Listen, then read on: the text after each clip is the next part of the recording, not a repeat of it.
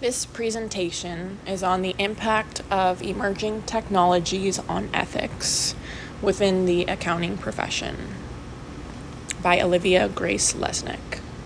This is a visual of a couple of values and principles that are used in ethical accounting. Moving from these values and principles to different types of technology used in accounting, just to familiarize ourselves with technology that's used in this field in the first place.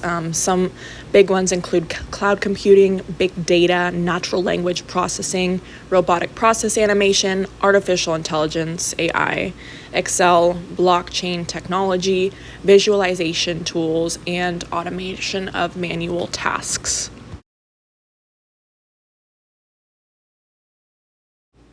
So a first challenge being a pressures from an uneven economic recovery. So every entity and jurisdiction will emerge from a global crisis differently. The uneven progression can really put professional accountants under significant stress. So accountants might have to work within employer organizations or serve client entities that are much different in terms of their stages of recovery.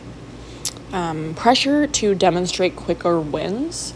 So as, for example, the pandemic is fading away, entities will be very eager and desperate to demonstrate their potential by demonstrating quick wins or an accelerated recovery, making themselves look good. This can really lead to pressure to prepare overly optimistic forecasts, budgets, and business cases. Along with this, navigating government support schemes. So some entities will continue to navigate the intricacies of government support schemes, and as some of those fall off, companies will find themselves on the brink of insolvency. Internal pressures exist as well. So a majority of individuals who report feeling under pressure to act unethically said that pressure has come from internal sources, such as line managers or those in senior director level roles, including the CEO or the CFO, for example. And of course, there is the mental health impact. Many individuals have admitted that the pressure to behave unethically had a detriment on their mental health, triggering episodes of depression, anxiety, and stress. And these were all stats I found in one of the websites in my works cited. As these challenging times exist, it's really crucial for accountants to remain dedicated to their codes of ethics. Despite these pressures, a very high amount of professional accountants have appeared to be speaking up and creating awareness against the pressure to act unethically. So demands for greater efficiency and support is another ethical challenge accountants have been facing. Increased client demands. So auditors of financial statements might face greater demands for support and efficiency during these times. This could easily lead to a conflict of interest if, for example, an auditor is asked to provide advice or, let's say, recommendations to an audit client. It's really crucial for auditors to carefully consider independence and familiarity issues. There's also this pressure to demonstrate a quick recovery, which we kind of touched on in the last slide, but as we are recovering from this pandemic era, entities are really eager to demonstrate their wins and their recovery moving faster than other businesses. This puts a lot of pressure on accountants to, let's say, prevent financial conditions or financial statements as more favorable than they actually are or might be. There is also this new use of advanced technology. So while technology can really improve efficiency in the workplace, it also raises a lot of concerns about data security, privacy, and the potential for misuse of sensitive information. In addition, we have complex regulations. So navigating these complex tax laws and accounting regulations can really be tempting to find some loopholes or to engage in creative accounting to benefit the company financially. Conflicts of interest exist. Accountants might find themselves in situations where judgment is compromised due to their own personal relationships or interests, leading to biased reporting, ultimately. Cost-cutting measures.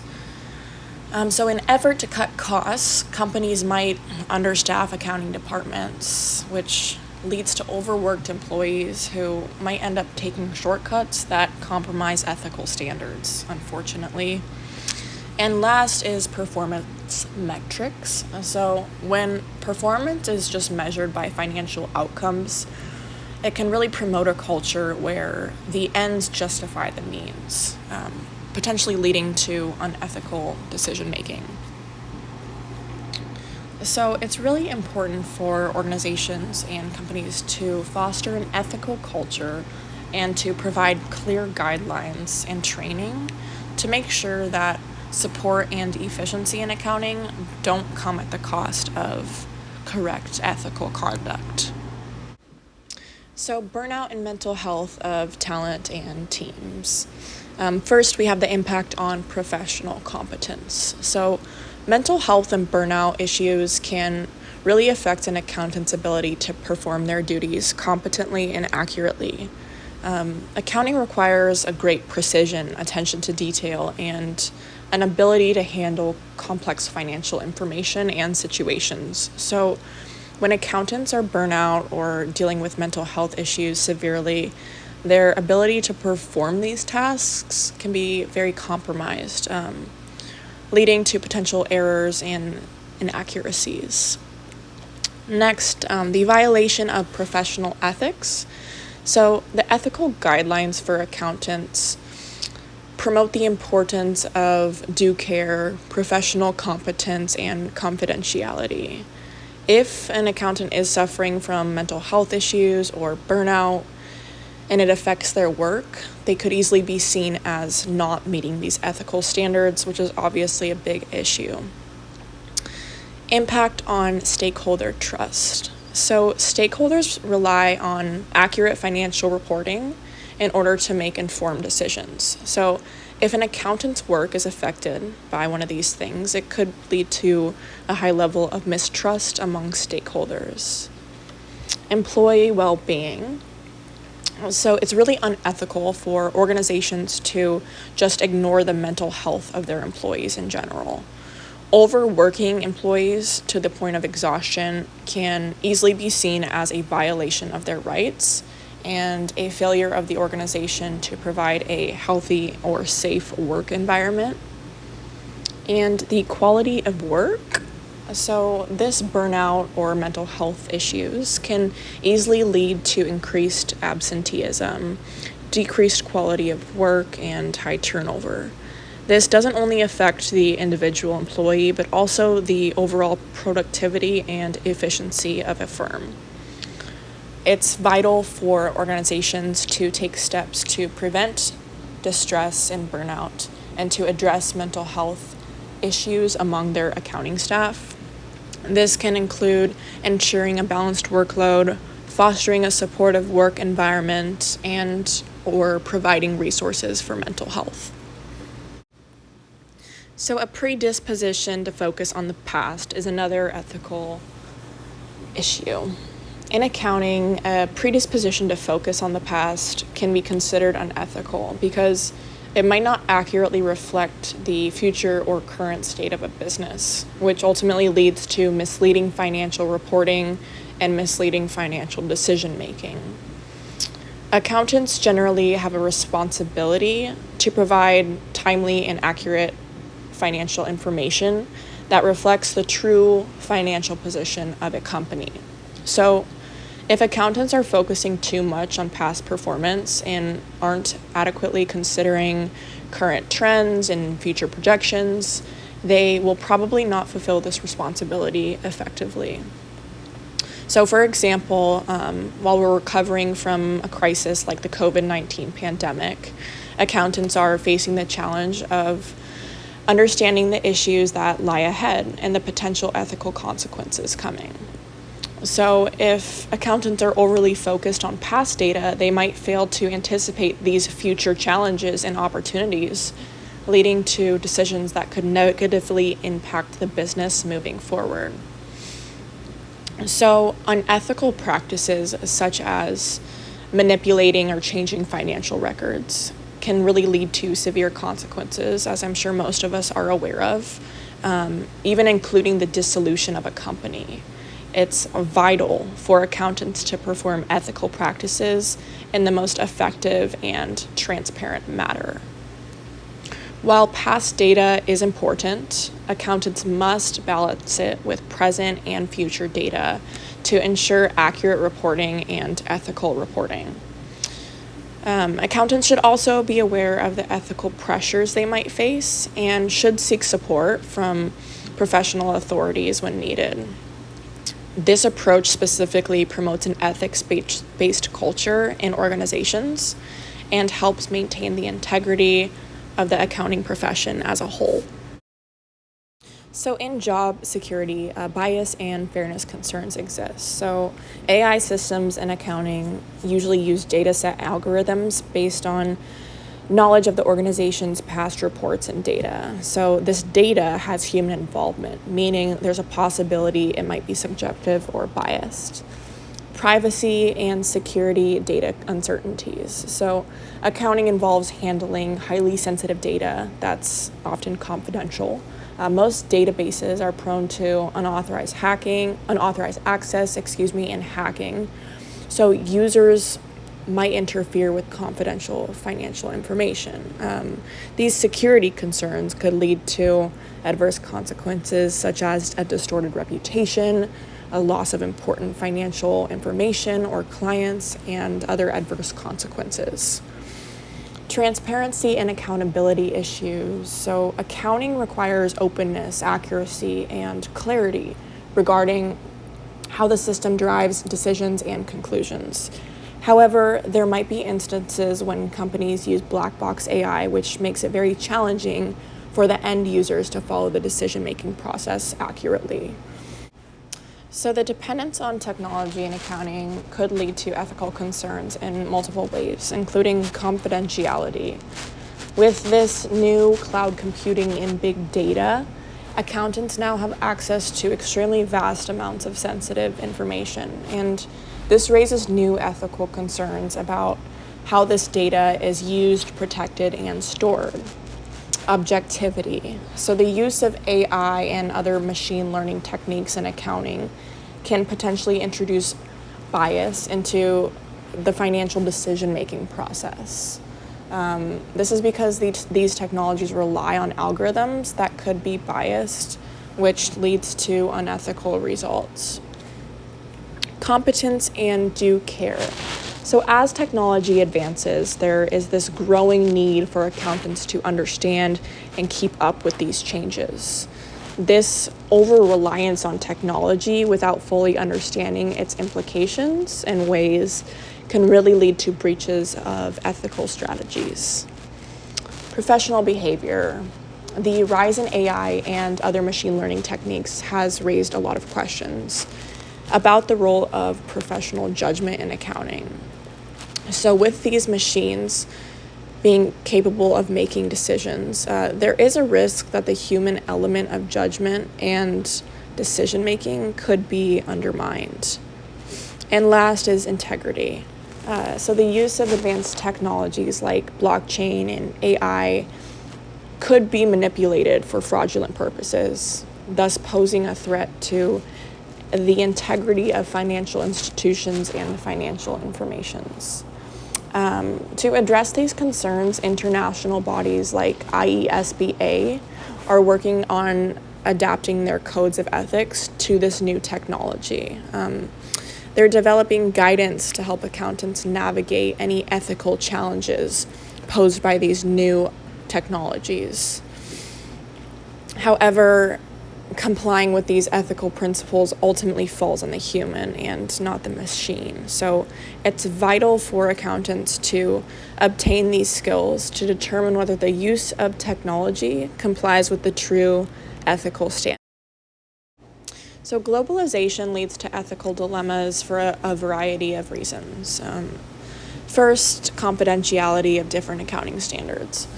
So, as companies expand internationally, they must adhere to various accounting practices, regulations, and standards across the different jurisdictions. This leads to inconsistencies and can even lead to manipulation of financial information. And cultural norms. So, accounting ethics obviously vary across countries and regions, and they're influenced by cultural norms and regulatory environments. So, for example, what's considered ethical in the US might not necessarily be considered ethical in South America. This leads to ethical conflicts. The lack of public administrative systems. This is a primary international issue that continues to be of absence in many countries. This administration gap leaves financial professionals without training, support, or guidance on ethical accounting practices. And last is independence and objectivity. So, maintaining independence and objectivity can be challenging in a global context due to potential conflicts of interest and pressures from various stakeholders. But accounting authorities have established global ethics and independent standards. It's really important to note here that globalization itself is not an unethical concept. However, it can create conditions that do increase the risk of unethical behavior if globalization is not properly managed. Data privacy and security. So, in the context of accounting, data privacy pertains to respecting the confidentiality of client information. Accountants are considered quote unquote custodians of sensitive data, and so the security of this data is quite paramount. However, with the constant digital data storage and transmission, there is a much higher risk of unauthorized access and data breaches. Technology driven risks. So, the many technology driven and information sensitive environments in current corporations brings about something called socio-techno risks, such as phishing scams, identity theft, and cyber terrorism, even. These risks can obviously lead to ethical dilemmas when accountants must balance efficiency gains from technology with the potential misuse of this sensitive information. Ethical frameworks for AI. So, this implementation of artificial intelligence in accounting really calls for clear ethical guidelines, ensuring data security and privacy, mitigating biases in AI algorithms, and promoting clarity in artificial intelligence decision making. So, on the other hand, and as a result of technological advances, accountants have been experiencing some ethical advantages.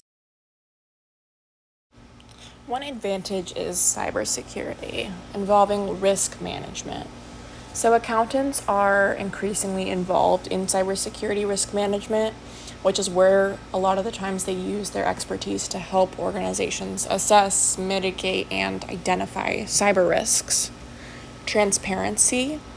So, cybersecurity measures now enable companies to provide very clear disclosures about their cyber risk management efforts, which is extremely informative to stakeholders such as customers and investors.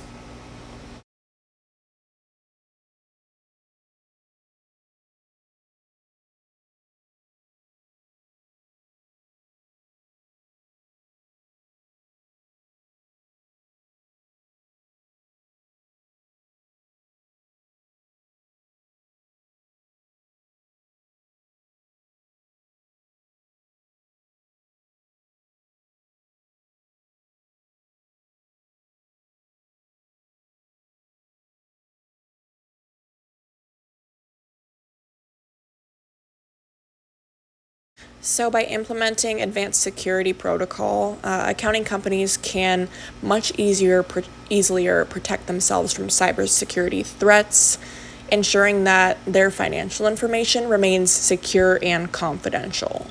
As far as ethical decision making, cybersecurity personnel collaborate with finance leaders a lot of the time to create response plans. And these plans balance transparent communication with the need to protect the company, making ethical decisions regarding data privacy and security between the two. Compliance and controls. So, cybersecurity in accounting involves adhering to the legal regulations and establishing internal controls. And these cybersecurity internal controls help prevent unauthorized access to financial data. And last, we have insider threats. So, addressing potential security risk posed by employees or, let's say, contractors in an ethical manner, respecting privacy rights while implementing necessary controls and monitoring measures. These are a key aspect of cybersecurity in accounting. So, regulations really stress the importance of adhering to the core principles of objectivity, integrity, professional competence, and due care. Confidentiality and professional behavior are also these fundamental principles that must be complied with. Independence. So, accountants are reminded to maintain their independence, especially when performing reviews, assurance services, or anything audit related. This is really important for ensuring unbiased and objective financial reporting. Next is the conceptual framework. So, this framework is applied to evaluate, identify, and address any threats to compliance with the fundamental principles. Closing loopholes. So, laws like the Sarbanes-Oxley Act of 2002 have been set in place to close loopholes in accounting practices and to increase the consequences due to fraudulent activity. Global standards.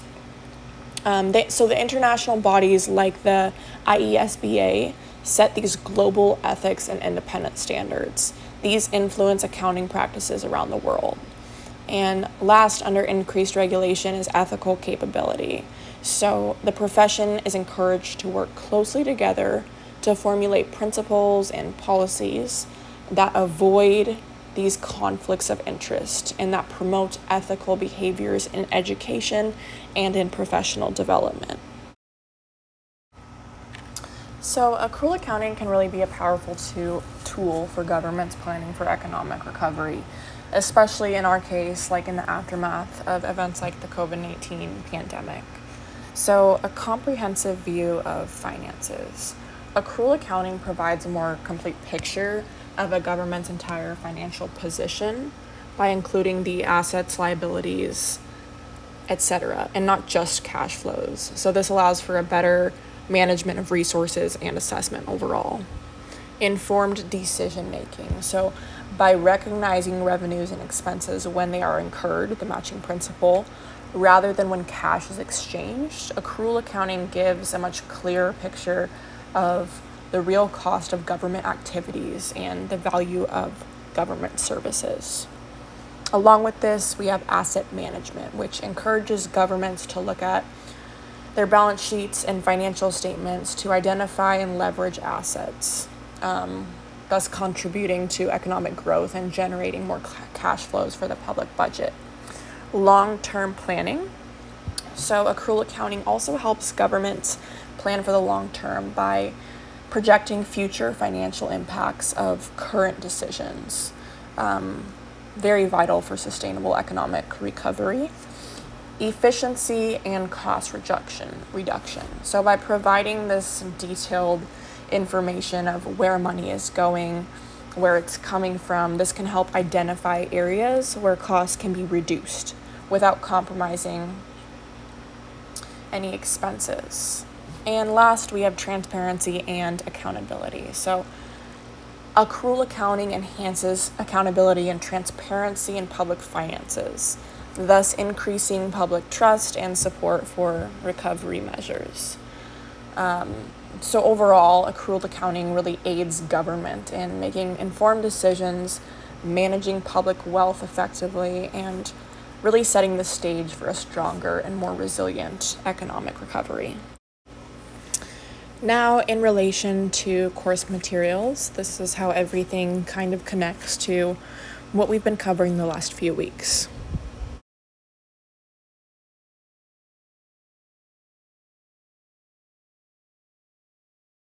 So, Handy's perspective can be related to unethical accounting issues in several ways I've listed below.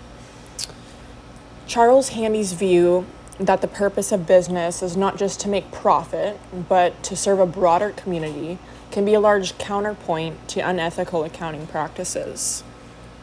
These practices often come up when there is an overemphasis on financial measures at the expense of other shareholders. So, if businesses adopt Handy's perspective, they might be less likely to engage in unethical accounting practices that may distort financial realities for the short term.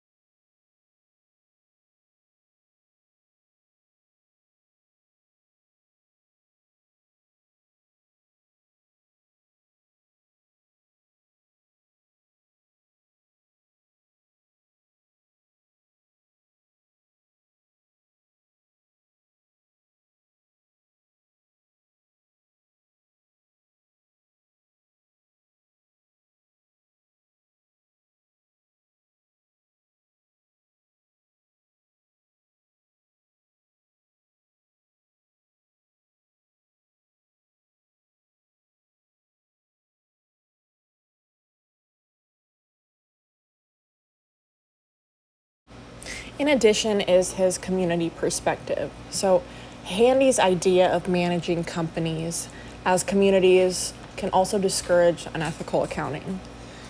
In a community, for example, there's a sense of shared responsibility and accountability.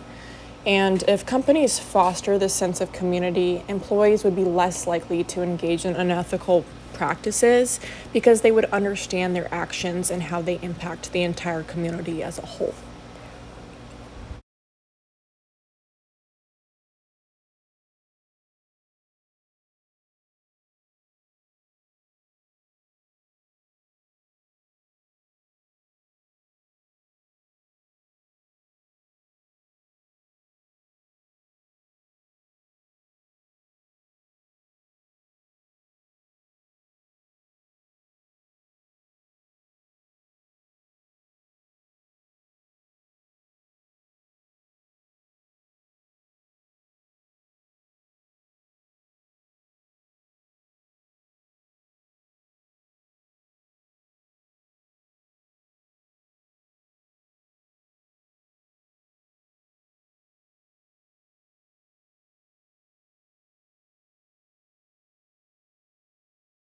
Last is Charles Handy's overemphasis on share price.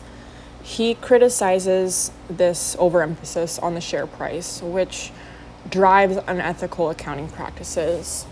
So, for example, when companies are pressured to meet certain share price targets, they might resort to unethical accounting practices in order to inflate their financial performance. And by shifting focus from share price to serving the community, companies can easily discourage these practices. So, while Charles Handy's article doesn't directly address unethical accounting issues, his various views on the purpose of a business and the importance of community provides really valuable insights into preventing such issues. His work demonstrates the importance of understanding a broader purpose of a business in a larger scale, and by fostering a sense of community, which plays a crucial role in discouraging these unethical accounting practices and thus promoting financial integrity. So then we looked at the 3 factors of better performance in a video provided to us. In accounting, autonomy aligns with the ethical principle of professional due care and competence. So accountants must exercise professional judgment and skepticism, which requires this level of autonomy to make sure that they are not unduly influenced by pressures or biases from clients or their own firm. And in the context of accounting, mastery can be related to this continual professional development. Ethical accounting practices demand that professionals enhance and maintain their capabilities to perform competently, which thus in turn ensures the reliability and quality of financial reporting. And last, an accounting purpose can be seen in the commitment to acting in the public interest. Accountants have this responsibility to provide accurate and fair financial information that's crucial for the functioning of capital markets and the economy.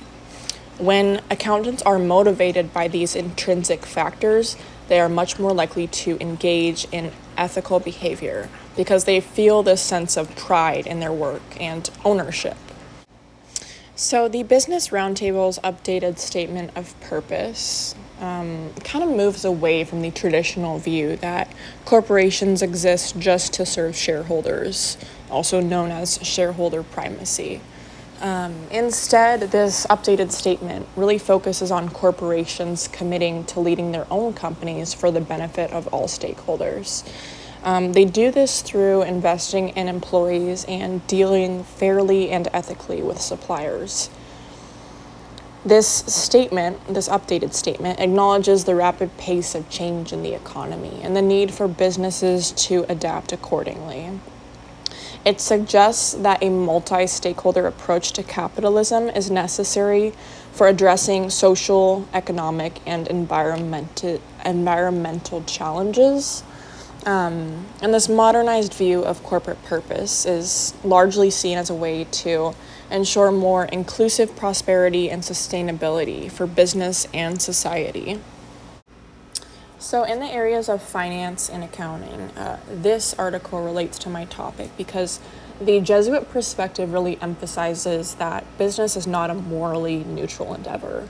It recognizes the complex challenges of efficiency, risk taking, relationship building, resource allocation, and the generation of wealth and its distribution. Ethically and spiritually, Jesuit education for business is concerned with educating the whole of a person and overall orients business education through moral and judicial perspectives, avoiding this singular focus on just business profits. The article also suggests that leaders of Jesuit institutions challenge faculty, students, and stakeholders to champion high principles in the unfolding of modern business enterprise. The Jesuit tradition calls for a reflection on the role of higher education for business within Jesuit universities and what this tradition sees as distinctive in the call to business leadership. A couple of the topics we focused on in Module 4 really related to the subject I bring forth here. So as far as the normative concept, this refers to ideal principles or standards that guide what should be done rather than what is done. And in accounting, normative ethics dictate the principles that accountants should follow to ensure fairness, transparency, and integrity in financial reporting. Certainty in accounting is crucial for stakeholders as they rely on accurate and reliable financial information. Ethical accounting practices aim to provide a very high level of certainty in their financial statements to make sure that they are free from material misstatement or bias. Objectivity in accounting means treating facts without influence from personal prejudices or feelings. It's an ethical imperative for accountants to remain objective when reporting financial information, ensuring that all data is presented accurately and fairly. Truthfulness is obviously a cornerstone of ethical accounting. Accountants are highly expected to be truthful in their reporting and not engage in deceptive practices such as fraudulent reporting or earnings management. And last was the concept of business as an artifact. Viewing business as an artifact means recognizing that businesses are constructed entities that reflect the values and decisions of their creators. Ethically, this suggests that businesses should be designed with the consideration for ethical principles. And accountants obviously play a role in shaping these entities by how they report and manage financial information. So a quote from the ISCT reading really stood out to me, the one that I've copied on this slide. This reading emphasizes the need for a moral framework that's has a foundation in economic efficiency, but also considers the ethical implications of economic decision-making. This specific approach to economic ethics, it really challenges the traditional view we have that economic rationality is solely about maximizing profits or self-interest. Instead, the idea advocates for a rationality that encompasses moral considerations and the broader, larger picture impacts of economic actions on society. So, connecting the integrative social contracts theory to rationality in economic ethics, it's easy to see how both concepts advocate for a synthesis of empirical and normative elements. ISCT's contractarian approach aligns with the idea of rational economic activity that's informed by ethical considerations. So both of these frameworks suggest that ethical business practices and economic decisions should not just be based solely on empirical data or solely on normative theories in isolation. So backtracking a little bit to the Charles Handy article, What's a Business For? A couple topics that stood out that related to me. Handy discusses the impact of accounting scandals on the perception of business capitalism, and he questions whether these events could bring down capitalism itself. He touches on the integrity of auditors and accountants and implies the need for honesty and ethical conduct within financial reporting. The article also suggests a need for greater oversight and a more robust system for verifying the work of accountants and auditors. Handy criticizes the overemphasis on share price as the metric for corporate success. He proposes that businesses should be managed as communities, with a focus on serving the needs of employees and customers alike. The article implies that failure of management to adhere to these moral values in a community-focused approach would likely have detrimental effects. Charles Handy acknowledges the role of technological innovations in business progress. The spread and adoption of technology are also seen as crucial for business growth and societal advancement in this article. Handy is critical of the short-term profit pressures that can lead to businesses to make decisions that are not necessarily in the long-term interest of the company or the society in terms of short-term profit pressures. Here are some reflection questions I chose just to ponder on after watching my presentation.